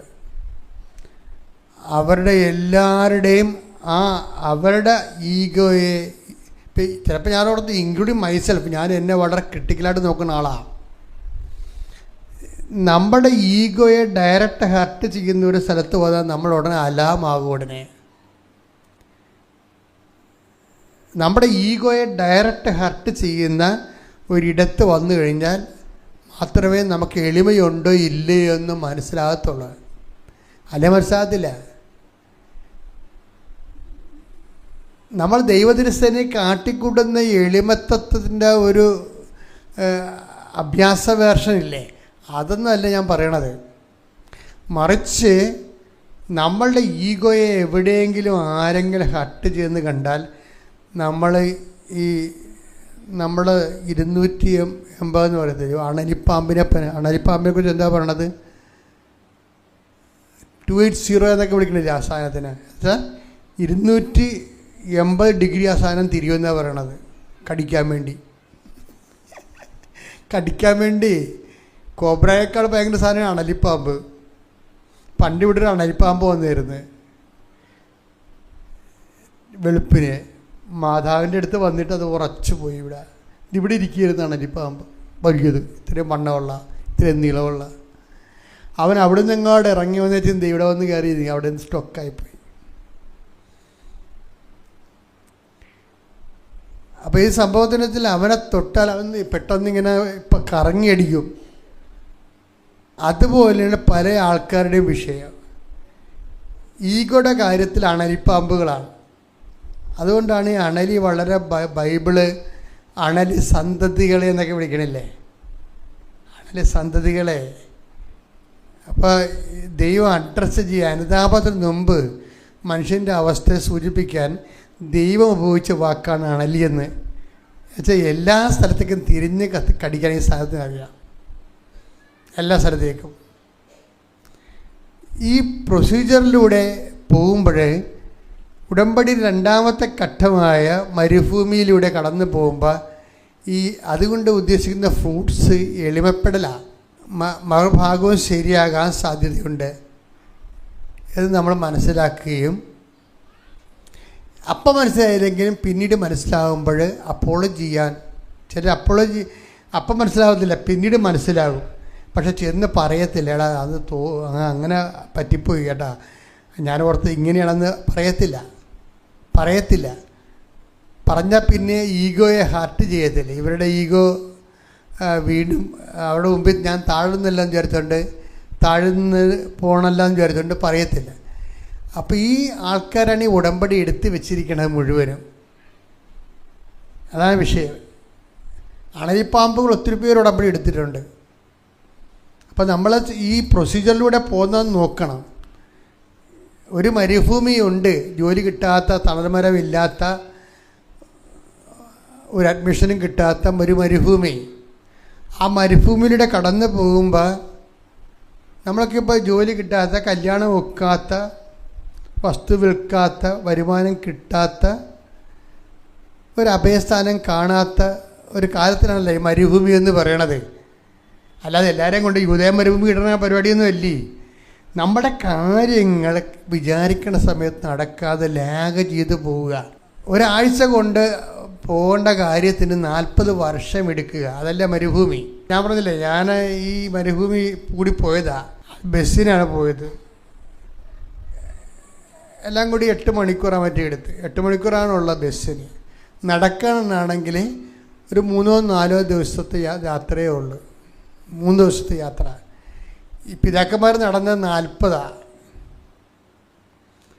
അപ്പോൾ 28 വയസ്സ് നടത്തേണ്ട കല്യാണം 34 നടക്കണില്ലെങ്കിൽ അതാണ് മരുഭൂമി എന്ന് പറയണത്. ഇപ്പം മനസ്സിലായില്ലേ? 4 ദിവസം കൊണ്ട് പോകേണ്ട സ്ഥലത്ത് 40 ദിവസമായിട്ടും പോകാൻ പറ്റുന്നില്ലെങ്കിൽ മരുഭൂമിയാണ്. അപ്പം നിങ്ങൾ വിൽക്കാത്ത സ്ഥലം, നടക്കാത്ത കല്യാണം, കിട്ടാത്ത ജോലി, നിങ്ങൾ മരുഭൂമിയിലാണ്.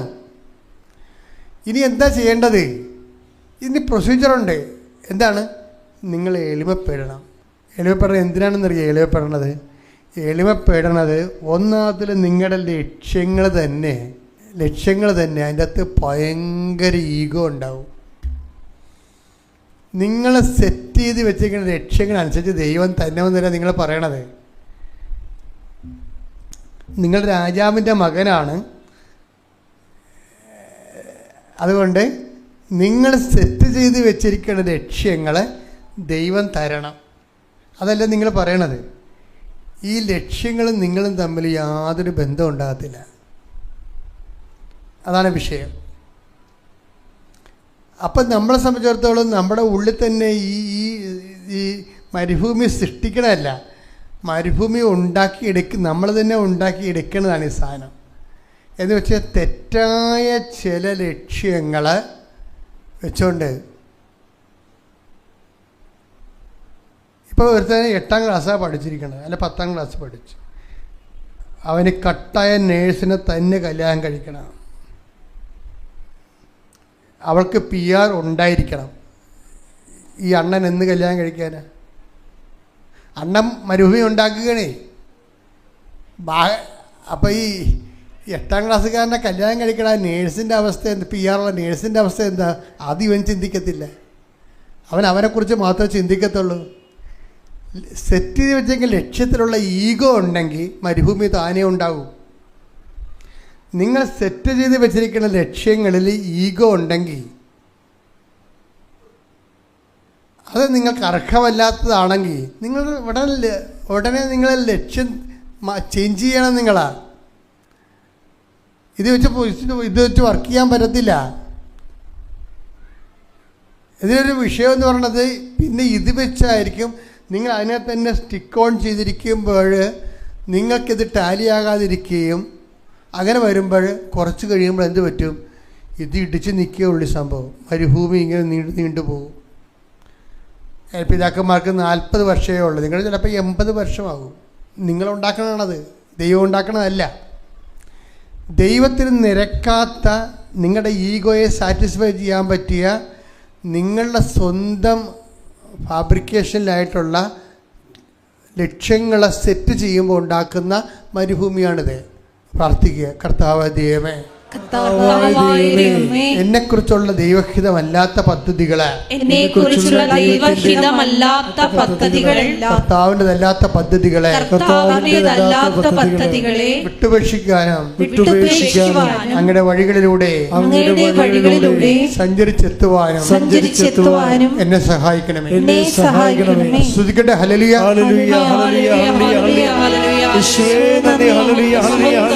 ആരാധന ആരാധന, ദൈവപിതാവേ നന്ദി, ദൈവപിതാവേ മഹത്വം, ദൈവപിതാവേ ആരാധന.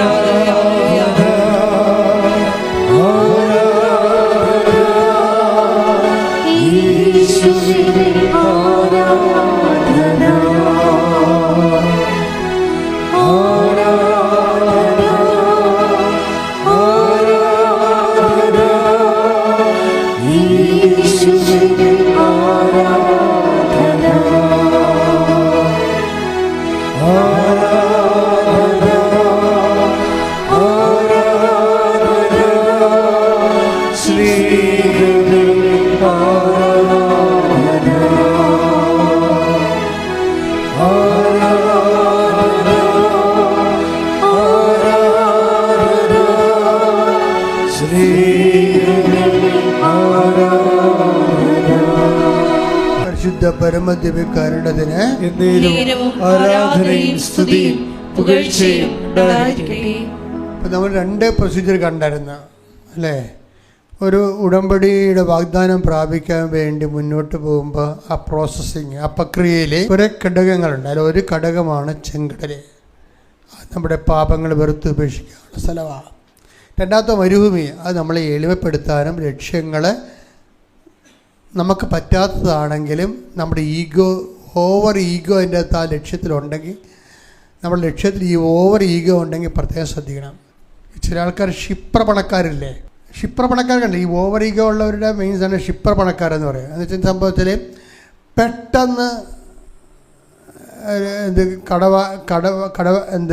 ഒരു കമ്പനി തുടങ്ങി, പെട്ടെന്ന് ഒരു വാനെടുത്ത്, പെട്ടെന്ന് ആ കമ്പനിക്ക് പറ്റിയ പിക്കപ്പ് വാൻ വാങ്ങി, പെട്ടെന്ന് ഒരു 3-4 മാസം കൊണ്ട് കമ്പനിയായി വാണായ പിന്നെ ആളിങ്ങനെ ബോബൻ മോളിലെ കഥാപാത്രം പോലെ കൂളിംഗ് ഗ്ലാസ്സൊക്കെ വെച്ച് മുതലാളി പോവുകയാണ്.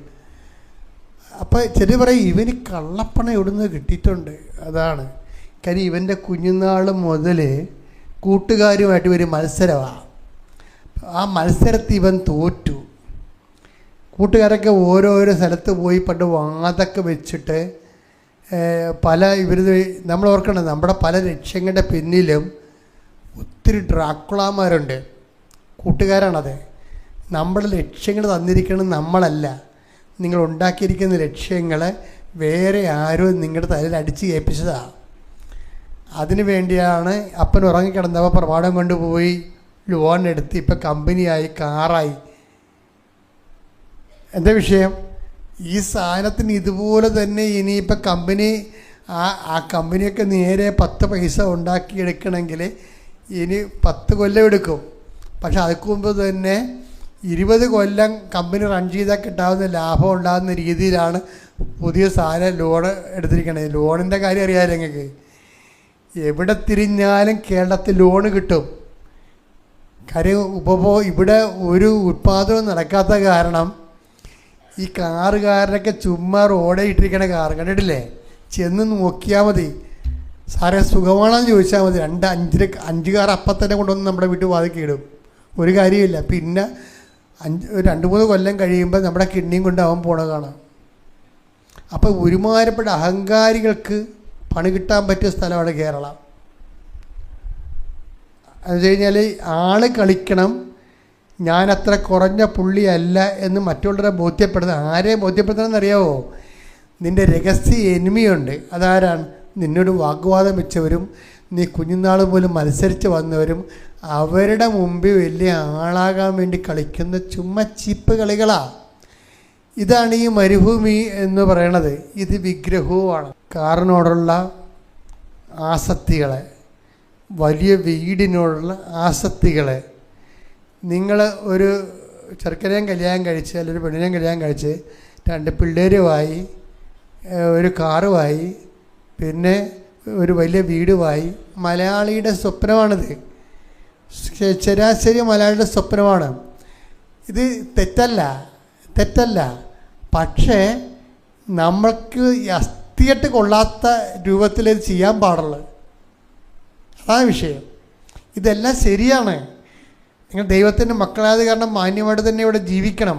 പക്ഷെ അസ്ഥിയായിട്ട് കൊള്ളരുത്. മറ്റുള്ളവരങ്ങനെ തൂങ്ങണമെന്ന് പറഞ്ഞ് നമുക്ക് പോയി തൂങ്ങാൻ പറ്റത്തില്ല. അതാണ് വിഷയം വരുന്നത്. അപ്പം അത് വരുമ്പോൾ ചിലർ കാറിനോടുള്ള മോഹം അല്ലെങ്കിൽ വലിയ വീടിനുള്ള മോഹം വിഗ്രഹം പോലെ വരും. ഈ വിഗ്രഹത്തോട് ഡിറ്റാച്ച് ചെയ്യേണ്ടി വരും. അതാണ് ജോർദാൻ എന്ന് പറയണത്. ജോർദാൻ ഈ മരുഭൂമി കടന്ന പിന്നെയുള്ള പ്രൊസീജിയർ എന്തിൻ്റെയാണ്? ജോർദാനാണ്. ജോർദാൻ കടക്കണം. ജോർദാൻ കടന്നു കഴിയുമ്പോൾ ജോഷുവ ഒരു കാര്യം പറയും. എന്താണ് ജോർദാൻ എന്നുള്ളത് പറയും. ജോഷുവ 24:15 കർത്താവിനെ സേവിക്കുന്നതിന് മനസ്സില്ലെങ്കിൽ നദിക്കക്കരെ നിങ്ങളുടെ പിതാക്കന്മാർ സേവിച്ച ദേവന്മാരെയോ നിങ്ങൾ വസിക്കുന്ന നാട്ടിലെ അമോര്യരുടെ ദേവന്മാരെയോ ആരെയാണ് സേവിക്കുക എന്ന് ഇന്നു തന്നെ തീരുമാനിക്കുവിൻ. ഞാനും എന്റെ കുടുംബവും കർത്താവിനെ സേവിക്കും. എപ്പോഴും നമുക്ക് ലക്ഷ്യങ്ങളുണ്ടാകാം. ലക്ഷ്യം വിഗ്രഹമായി മാറരുത്. ജോർദാൻ കടന്നാൽ ലക്ഷ്യങ്ങളുടെ മേൽ അത് നടന്നില്ല നമ്മൾ ഡിറ്റാച്ച് ചെയ്യണം. അത് കർത്താവ് തിരുമനസ്സാകണത് എപ്പോഴാണ്? അപ്പം നടന്നാൽ മതിയെന്ന്. നിങ്ങളുടെ ജീവിതത്തിൻ്റെ ഭൗതിക സാഹചര്യങ്ങളുടെ മേൽഗതികളാൽ അത് കർത്താവ് തിരുമനസ്സാകുന്നവരെ ഞാൻ സാവകാശം പിടിക്കും. അല്ല പിടിച്ചതെന്ന് പറഞ്ഞ് മറ്റുള്ളവരെ കാണിക്കാൻ വേണ്ടി അവിടെ ഇവിടെ പോയി ലോൺ എടുത്ത് കിഡ്നി പണയം വെക്കരുത്. അത് വിഗ്രഹമാണ് സംഭവം വർക്ക് ചെയ്യണത്. അപ്പോൾ ഞാൻ ഇങ്ങനെ പറയുന്നുണ്ടെങ്കിലും ചില ആൾക്കാർക്ക് പറഞ്ഞാൽ മനസ്സിലാകത്തില്ല. കാര്യം ജഡത്വം തലക്കടിച്ചിട്ടുള്ള ആൾക്കാരോട് നമ്മൾ കാര്യം അവർക്ക് പറ്റത്തി. പ്രാന്തന്മാരോട് പറഞ്ഞാൽ വല്ലവർക്കും മനസ്സിലാകുക? ഒന്നും മനസ്സിലാകത്തില്ല. പ്രാന്തന്മാരെ തല്ലിയാൽ മനസ്സിലാകുക? അത് മനസ്സിലാകത്തില്ല. അത് ആ വർഗം അങ്ങനെയാണ്. അപ്പോൾ ചില ആൾക്കാരോടൊക്കെ ഈ ദൈവികമായ കാര്യം തലപ്പോകത്തില്ല അവർക്ക്. അപ്പം അങ്ങനെ വരുമ്പോൾ എന്താ പെങ്ങന്മാർ കെട്ടാതെ വീട്ടിൽ നിന്നിട്ട് അവസാനം അപ്പനും നോക്കണില്ല, അമ്മയും നോക്കണില്ല, ആങ്ങളുടെ ഇങ്ങനെ അവൻ ചെത്തി മിനുങ്ങി അവൻ വേറെ പെണ്ണുങ്ങളുടെ നടക്കുകയാണ്. അപ്പോൾ എന്ന് പറയുമ്പോൾ അവരെന്ത് ചെയ്യും? അവരുടെ ജീവിതം അന്താരാളത്തിലാകും. നമ്മുടെ ഉത്തരവാദിത്തങ്ങൾ നിൽക്കുമ്പോൾ ചില ആൾക്കാർ ഇത്തിരി സഹിച്ച് ഉത്തരവാദിത്തം നോക്കിക്കൊണ്ട് പോകും. അതെല്ലാം ഉടമ്പടിയുടെ ഒരു ഭാഗമാണ്.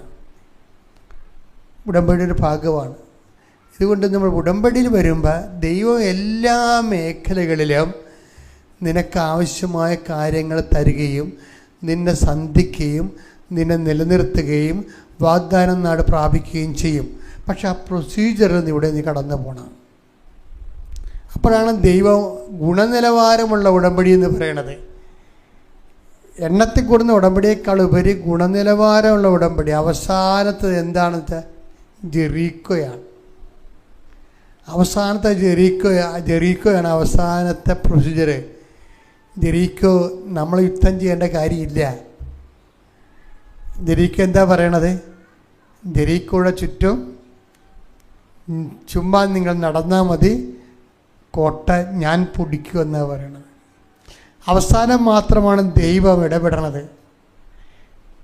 നമ്മൾ ജോർദാൻ കടന്നു കഴിഞ്ഞ് ജോർദാൻ്റെ പ്രൊസീജിയർ കഴിഞ്ഞാൽ പിന്നെ ബാക്കിയെല്ലാം ദൈവം ചെയ്യേൻ. അതാ കർത്താവ് നിങ്ങൾക്ക് വേണ്ടി യുദ്ധം ചെയ്യും, നിങ്ങൾ മൗനമായിരുന്നാൽ മതി. ഇത് ദൈവത്തിൻ്റെ യുദ്ധമാണെന്നൊക്കെ പറയുന്നില്ല. അപ്പോൾ അതിനടുത്ത് 2 ദിനവൃത്താന്തം 20:15 യഹസിയേൽ പറഞ്ഞു, യൂദായിലും ജെറുസലേമിലും വസിക്കുന്നവരും യഹോഷാഫാത്ത് രാജാവും കേൾക്കട്ടെ. കർത്താവ് നിങ്ങളോട് അരുൾ ചെയ്യുന്നു, നിങ്ങൾ ഭയപ്പെടേണ്ട, നിങ്ങളല്ല ദൈവമാണ് പൊരുതുന്നത്, നാളെ അവർക്കെതിരെ പുറപ്പെടുക. ഇത് ഉടമ്പടിയുടെ ഒരു 4-ാം ഘട്ടമാണത്. 1-ാം ഘട്ടം ചെങ്കടൽ, 2-ാം ഘട്ടം മരുഭൂമി, 3-ാം ഘട്ടം ജോർദാൻ.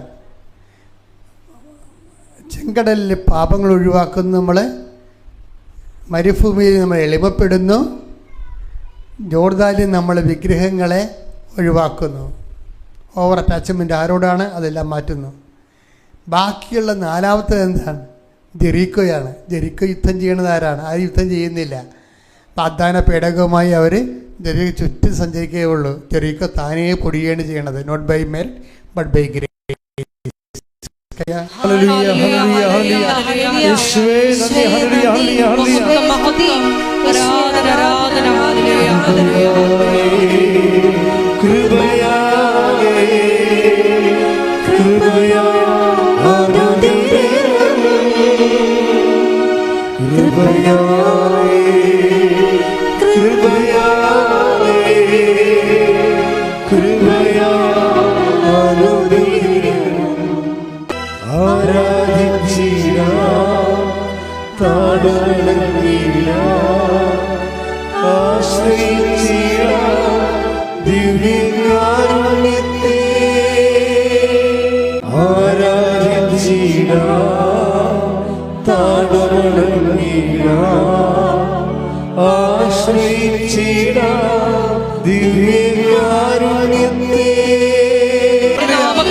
ആരാധനയിലൂടെ വീണ്ടും വീണ്ടും മഹത്വപ്പെടുത്തണമേ.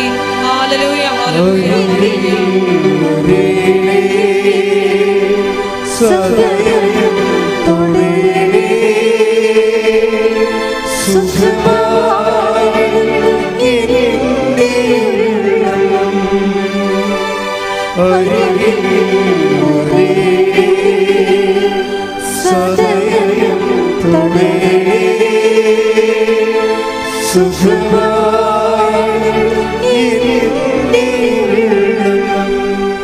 മക്കളെ, ജോലിയില്ലാത്തവര്, ഭവനരഹിതര്, പരീക്ഷ എഴുതാൻ പോകുന്നവര്, നല്ല റിസൾട്ട് പ്രതീക്ഷിക്കുന്നവര്, പുതിയ പഠനങ്ങൾക്ക് വേണ്ടി ചേർന്നിട്ടുള്ളവര്, ജപ്തി നടപടിയെ അഭിമുഖീകരിക്കുന്നവര്, യാത്രയ്ക്ക് ഒരുങ്ങുന്നവര്, ഈ ആഴ്ചയിൽ ചെയ്തു തീർക്കേണ്ട ജോലികളെ കണ്ടുമുട്ടേണ്ട വ്യക്തികൾ തീർക്കേണ്ട ഉത്തരവാദിത്തങ്ങളുടെ മേലെല്ലാം ദൈവത്തിന്റെ കൃപയുണ്ടാകാൻ വേണ്ടി സ്തുതിക്കട്ടെ.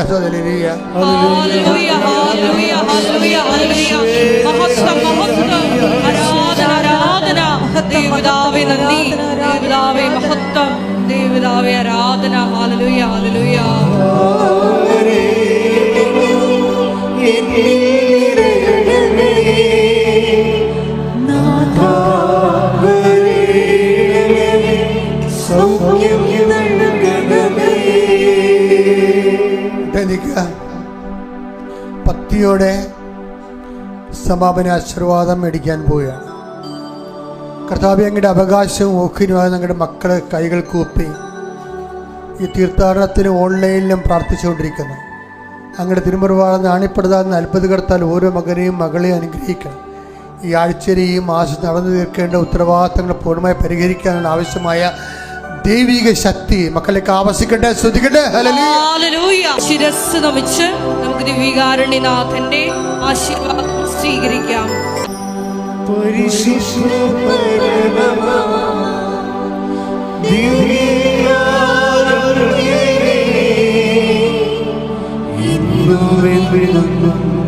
അങ്ങ് അങ്ങേക്ക് ആരാധന. പരിശുദ്ധ പരമാ ദിവ്യകാരുണ്യമേ, എന്നും എന്നും അങ്ങേക്ക് ആരാധന. പരിശുദ്ധ